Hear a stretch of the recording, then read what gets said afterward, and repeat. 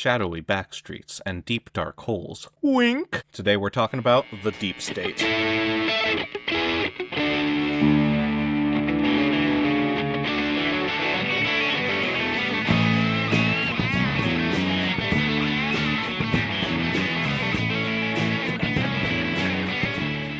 What is the Deep State?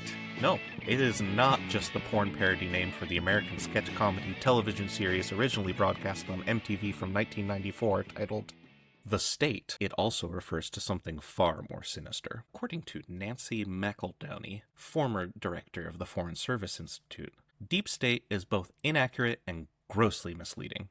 The term originated in the context of analyzing situations in Turkey and Egypt where I served, usually to talk about propaganda, dirty tricks, and even violence to overthrow the government. So, in America...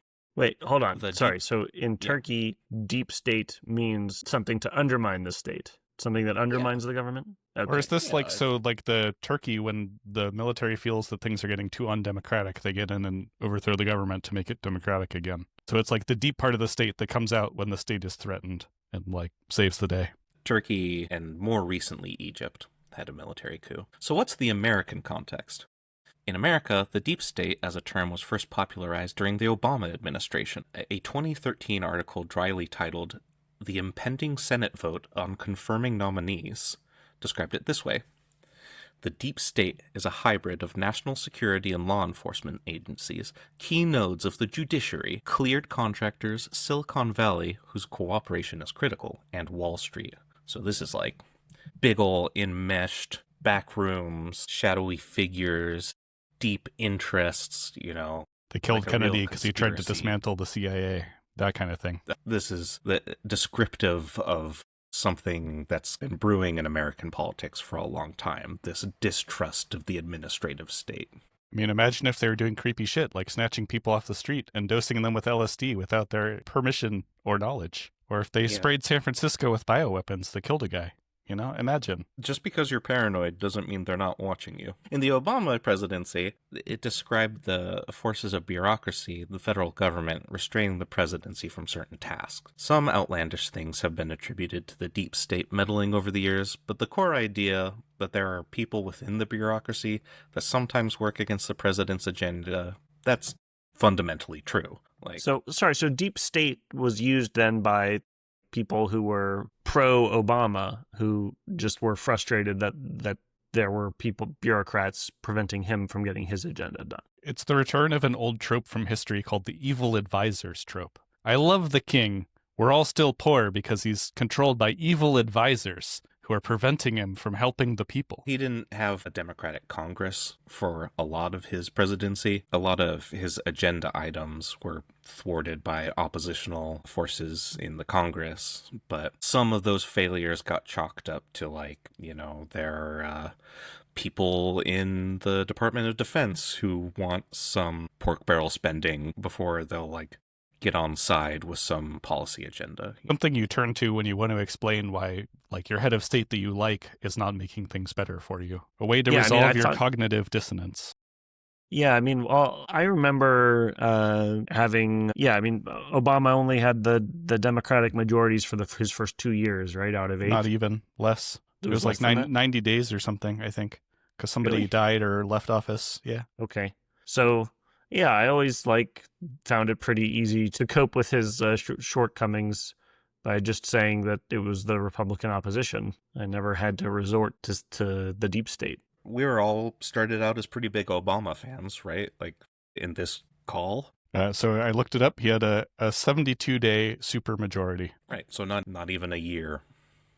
Not even, but it wasn't all congressional meddling. Some of the things that he did were explicitly his own policies that we didn't like the expansion of drone warfare, striking U.S. citizens and their U.S. citizen children without trial. A very similar border policy to the Trump administration. I feel like Obama was deporting people who they caught illegally crossing the border, and Trump is let's round them up from Home Depot parking lots and whatever churches and Dodgers games. Yeah, but that's a new thing, right? The first term. Okay, so indistinguishable from the first Trump term. First Trump and Obama had like basically the same border policy. Trump just like talked a lot of bullshit about making a wall. Yeah. Yeah, back then we were mad about the wall. Okay, wait. Since we're on the topic of the wall, you want me to hit you guys with my number one anti-border wall argument? Yes. Okay. Please. Israel had a border wall between them and Gaza, and they have like as much technology and incentive as anybody to make that an effective border wall, and they couldn't do it. And it's like 1/100th the size of the border wall we would need at the U.S. border. So if Israel can't do it on a tiny little border, why would the U.S. be able to do it on a big-ass border? Yeah, Boom. if Israel can't do it on our budget, then it just can't be done. Anyways, all right, back to the topic at hand. So let's do a little time travel. Let's get back in the mindset of what the deep state used to be. On the procedural level, this is back in Obama's days. I thought we were going back to like the deep state is the Praetorian Guard back in the day. Back then it was Deepius Stadius. All right. The objective of the GOP is, obviously, to render the executive branch powerless, at least until a Republican president is elected. As a consequence, Obama cannot get anything done. He cannot even get the most innocuous appointees in office. Dude, Obama couldn't get a dentist appointment. Let me know if this sounds familiar. Yet he can assassinate American citizens without due process.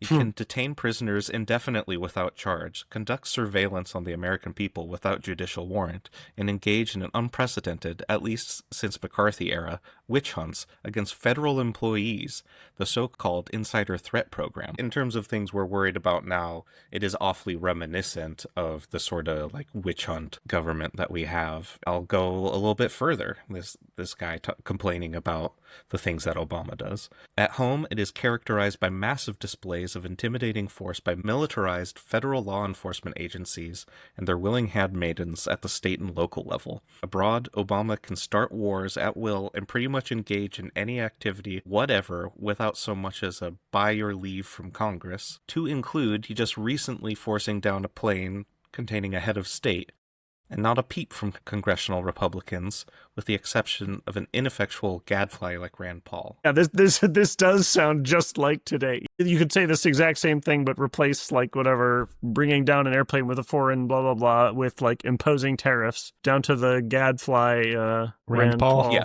He's still an ineffectual gadfly. He's still there. Yeah, no, they had him read back in 2013 when the article, The Impending Senate Vote on Confirming Nominees, was written. By who? Which is just like, just a terrible title. Yeah, it really is.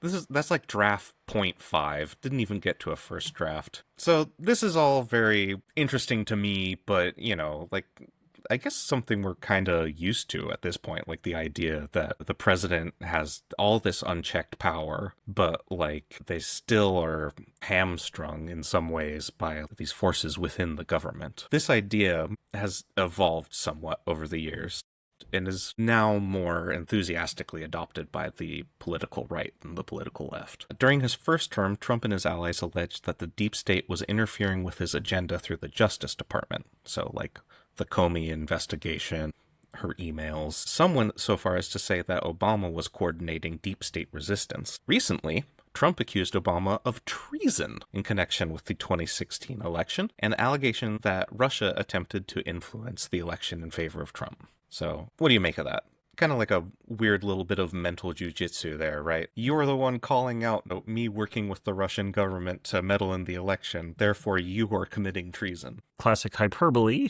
right? Trumpian. Classic Darvo.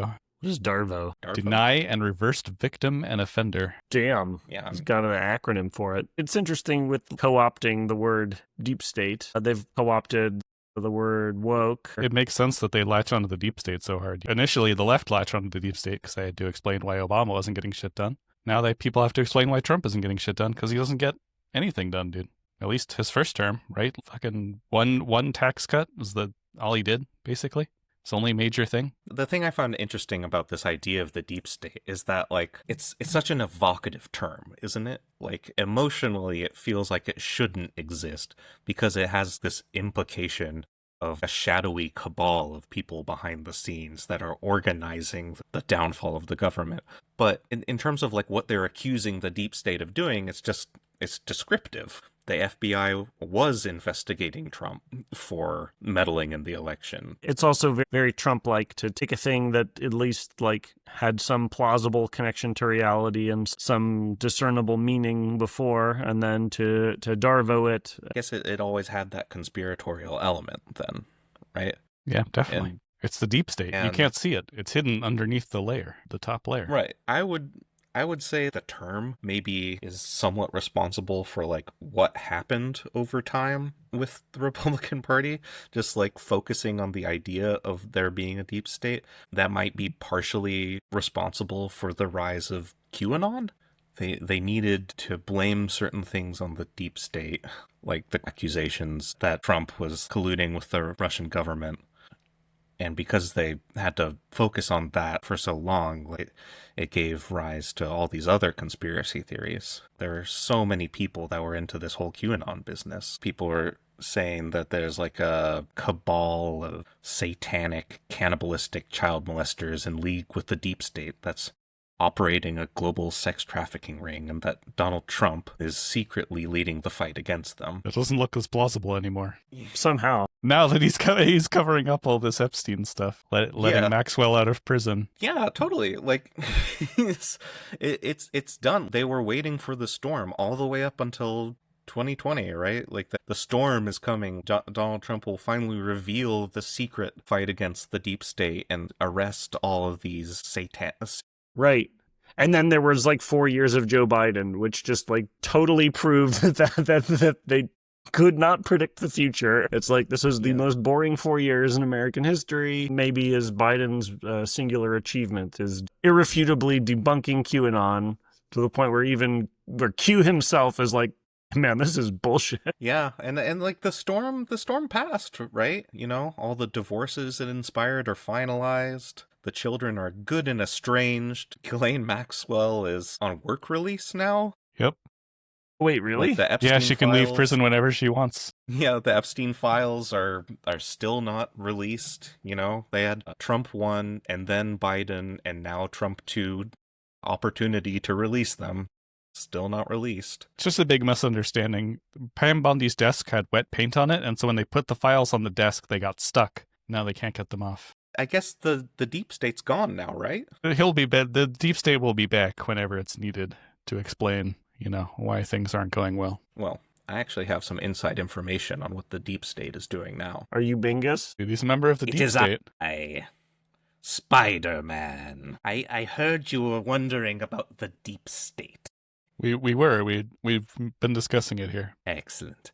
Well, I am about to enlighten you upon the sinister dealings within the government that only you now will know. This Well, isn't being recorded, is it? Of course not. Ignore the little red dot. Now, it might seem as though the deep state has slipped into the shadows, but no, of course, the budget of the federal government has exploded since Trump is back in office. So, by logic of any simpleton, the deep state has only grown more powerful. It was recently revealed that the deep state was at work. For you see, when that agent, one of our spiders, threw the sandwich at the police, it was revealed by Pam Bondi, quote, Oh, God. on Thursday, Attorney General Pam Bondi further highlighted Dunn's case, writing that she had learned he worked for the DOJ, but he was now fired. In addition to facing a felony charge, if you touch any law enforcement officer, we will come after you, Bondi wrote, calling Dunn an example of the deep state the administration has been fighting. She concluded, you will not work in this administration while disrespecting our government and law enforcement. End quote. For you see, the deep state is hard at work, slicing bread, spreading mayonnaise, and sinisterly laying down slice after slice of salami in preparation for our ultimate revenge. So that's mainly what we're up to. What are you guys up to? Sandwich sounds good. I could go for a sandwich. Do you do peanut I'm butter? a mite peckish myself. All right, bye. Startling revelations, right, guys? It's kind of amazing. You know, I thought Pam Bondi was incompetent, but she's like really on top of it when it comes to uncovering the machinations of the deep state. Well, I mean, so this guy worked at the DOJ. Yeah, so he's a coworker of Jared Weiss. I wonder if they ever met in the hallway. Yeah, I mean, he was probably so mad because he was uncovered in Jared Weiss's auditing of who are the loyal soldiers within the administration. I mean, so if the deep state is the people within the executive branch who are resisting the will of the chief executive, then probably someone who thinks that the chief executive is a fascist and is willing to throw sandwiches would count as the deep state, right? So is Pam Bondi wrong? No, I mean, we just heard from Spider-Man that she's dead on the money. I just think it's funny, like, when you kind of dig into what people mean when they're worried about the deep state. It's just people who are mad at their boss within the government. Like, it's basically what the deep state is. Just disgruntled employees. It sounds a lot cooler when you describe it as the deep state, but it's really pretty mundane. Right. I think that maybe the difference between that and the deep state is just that the deep state imagines that all the disgruntled employees are highly coordinated and influenced by shadowy forces. You give it this cool name, and then this sort of mundane description, and then you hand it from, like, sane people to Republicans. It then becomes an international cabal of, like, satanic child molesters. And, like... I mean, that's crazy, it completely goes off the rails. Exactly. Imagine if, like, some part of the government, dude, was getting cocaine from a dictator in Central America, and then they were taking that cocaine to the United States, selling it to U.S. citizens, and then using the money to purchase weapons to give to Iran, dude. That would be off the rails. Imagine if that happened. Under a Republican president who was forced to admit that this happened. That would be wild. That would be like the deep state for real, wouldn't it? So the weird thing about the deep state, the real version of it, not the satanic child molesters, is their boss is the president, right? Department of Justice, FBI, whatever. Their executive branch, and their boss is the president. So, like, they do something that displeases the president, the president can fire them, right? And that's what's been happening. But that didn't used to happen because of something called the Pendleton Act, an 1883 law that mandates that positions within the federal government should be awarded on the basis of merit instead of political patronage. Before then, there were stories of times that, like, say, President Lincoln spent meeting with job seekers with ads in Washington newspapers selling jobs under the spoils system, and the tradition of incoming administrations was to kick everyone out. Like, the creation of the civil service was one of the most important reforms of the last century and a half because it did away with, like, this machine system where all jobs in the government are just patronage jobs. But, you know, Making America great again. That we're, you know, attacking the deep state, like, we are reversing that. We are getting rid of the merit-based civil service where we are think of it as out. Reframing what merit is. Yeah, you know? That's actually how it seems to me. They basically act like someone just is totally incompetent and untrustworthy if they ever voted for a Democrat. Like any judge, right, whose daughter has ever donated to a Democrat, they'll say this. We're taking on the North Korean definition of merit, you know? Loyalty to dear leader and knowledge of his accomplishments. That's just the language they use to ignore the Pendleton Act. Reveals how flexibility and meaning of words basically renders this law unenforceable if the Congress is unwilling to actually do oversight. Yeah, so speaking of the law being unenforceable, what is the enforcement mechanism supposed to be on this? Like, who's supposed to be watchdogging here? United States Civil Service Commission. So it's like an independent body? So, or maybe this is what was created originally. Yep, okay. The United States Civil Service Commission is supposed to enforce it. Wait, but it was abolished in 1979? Was it? Taken over by the Office of Personnel Management and Merit Systems Protection Board. So it is the executive branch is supposed to watch itself. Seems like a bit of a fuck up. One theme in your episode that also came up in mine is that people of conscience are really important for stopping things from going totally haywire. Our system intentionally weakens the executive in order to prevent abuses. I don't think the founders contemplated a world of, AIs or whatever, where, robot soldiers, where one person could really actually control enough force to subjugate an entire country. But with technology moving, this is sort of where it's headed. And I think it's actually really it's more important now than ever to keep humans of conscience in the loop, giving us chances to say no to their boss, to get pissed at their boss. Because clearly we've done such a good job protecting American whistleblowers. That's why Edward Snowden lives in the United States still. Are you being sarcastic, Danny? Again. He lives in Russia. He had to flee the country. Both parties were out for his blood. It would be nice if we had people of conscience in these office. We don't, and it's important to get rid of these people and put in better people. Amen. So get organized and vote. And join us again next week for another tingling, titillating, sensational episode of the Info Hazard Podcast Show. And until then, what should people do, Phil? They should smash their foot on the ground, propelling themselves high into the air, and then dive down upon their keyboard to blast through that like and subscribe button. God damn. Those are your keys just flying off the keyboard because you liked and subscribed so hard. It'll be your final act. Whoa, no. They gotta watch more episodes. Head first. If you destroy your keyboard, liking and subscribing, let us know in the comments and we'll send you a new keyboard. How would they let us know if they don't have a keyboard? I must scream, but I have no voice.